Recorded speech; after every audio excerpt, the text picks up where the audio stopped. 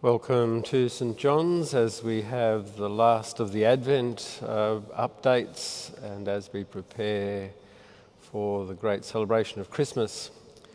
Tomorrow is Christmas Eve and we have a full suite of Christmas programs beginning with the children's services at 11:30 and 3:30 tomorrow, Christmas Eve. Then we have the wonderful God is With Us at 7 p.m. and the Midnight Eucharist, which commences at 11 p.m. And then Christmas Day, there's 7:30 a.m, 9:30 a.m, and 5 p.m. Lots of opportunities to find yourself in your cathedral to celebrate the gift of Christmas. And then on Sunday, we have services at the usual times, 7:30, 9:30, and then a said evening prayer in the choir stalls at 6 p.m. This week we've made a slight modification to our COVID policy that will apply over Christmas and into the foreseeable future, and that is to introduce compulsory mask wearing. All the evidence suggests that mask wearing is a very simple way for us to keep each other safe.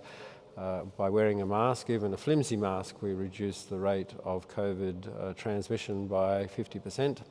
And I like to imagine that I have COVID and therefore I need to wear a mask in order to keep others safe. Mask wearing is more akin to drink driving rules than it is to wearing a hat and sunburn cream. It's something we apply to keep others safe, not necessarily ourselves. That mask wearing requirement to come to the cathedral joins the suite of other things that we have in place to keep people safe, particularly the vulnerable. It's really important that vulnerable people have a place to come for Christmas, and those of us who attend with them are providing a space that allows them to feel safe. So other requirements that we apply to coming to the cathedral is that people can't come here if they have symptoms of a respiratory illness, if they've been to a close contact site and haven't yet fulfilled the health requirements, the health directives in terms of testing and time in isolation. And also we require people to be fully vaccinated to attend the cathedral or to have a registered medical exemption. If you need help getting your certificate or your exemption, please be in touch with the cathedral office. Over the last month or so, our staff have done a stunning job helping people get proof of vaccination or exemption registered.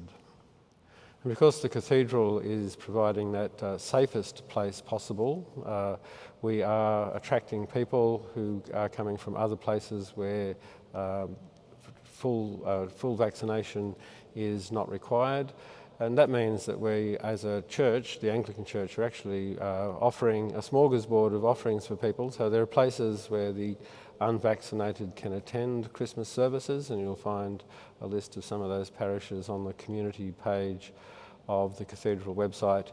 And then vulnerable people from those parishes who feel excluded by the fact that the unvaccinated and the increased risk they pose can attend, they're going to come here. So it really shows how as a church we can act in a cooperative way in complex times. And of course, for some people, the startling rise in COVID cases here in East Queensland will be very unsettling. And so if you're looking for an online way to enjoy Christmas, there are, of course, the cathedral stream services. And then there is the offering that is being made by Holy Hermits Online, who are offering 2 Christmas Day services.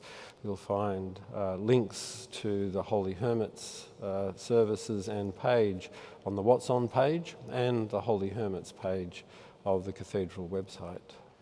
We have a couple of new offerings in terms of reading and education. The first is a new podcast episode. It's a Christmas special. John Alexander Shire joins us to talk about the way the Gospels speak to us about Christmas, and some wonderful insights into how the Gospels are talking to our lives in all their complexity.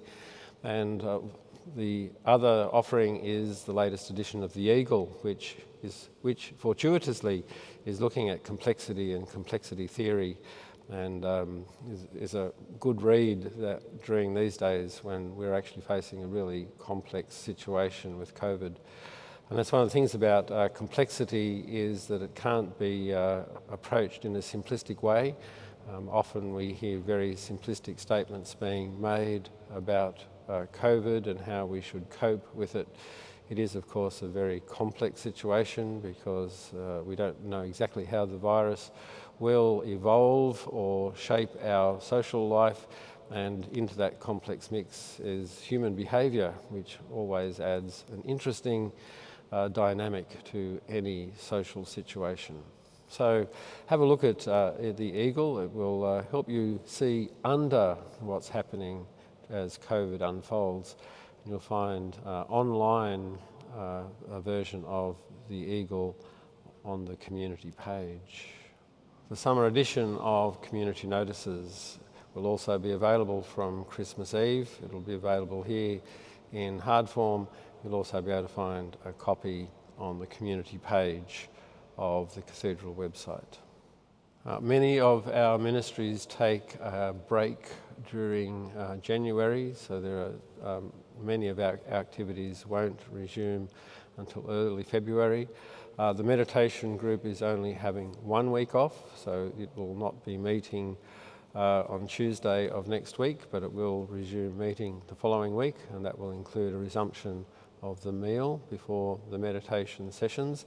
We're going to hold the meal in the Cathedral from now on to provide the opportunity for greater distancing and increased space. One ministry that will continue is Coffee on Tuesdays. That's offered by Zoom, so if you'd like to join Coffee on Tuesdays, you can do that at 10:30. The Cathedral will be open on several days next week. It will be open on Tuesday, Wednesday and Friday. It will be open from 11 o'clock till 2, and on each of those days there will be a 12:30 Eucharist. And so to celebrations, we say congratulations to Harry and Sarah, who married each other last weekend in a beautiful ceremony. We say also congratulations to Hannah, one of our stewards, who has given birth to Chloe. I've seen a picture of Chloe and she's absolutely beautiful. And then to birthdays, we say happy birthday to Eugene Morat, to Ellie Seymour, Mary Dorman and Robin Ray. I hope you get 2 gifts around this time, not just one. My dad's birthday was on Christmas Day, and he made it clear that people were entitled to a Christmas gift and a birthday gift, so I hope you too get 2 gifts. I do hope you get to enjoy Christmas despite the complexity of the situation in which we find ourselves. I hope you find a way to be safe and yet to be connected, whether that's online only, if that's the safest way to do it. There are lots of suggestions about doing something outside in these days, and that I think is quite wise. But let's celebrate together the gift of the Incarnation, the gift of God amongst us, the gift that reminds us that how we live and what we live matters because God took flesh. Peace be with you.